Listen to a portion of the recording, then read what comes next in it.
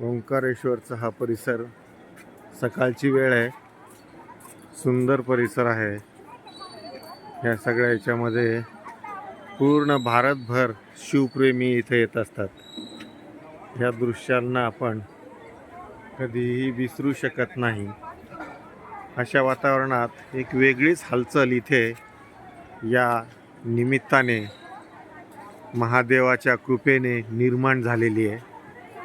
आपण बघतोय श्रद्धा, भक्ती, पुण्य, पाप ह्या गोष्टी जोडून हा काय चमत्कार निर्माण केलाय की लोक कर्ज काढून, उसने घेऊन, वस्तू विकून यात्रा करायला तयार आहेत आणि करतायत। आणि शेवटचा हा एक पडाव वयाचा केलंच पाहिजे, त्याशिवाय मुक्ती नाही, ही भावना घेऊन हे सगळे भाविक भक्त इथं आलेले आहेत।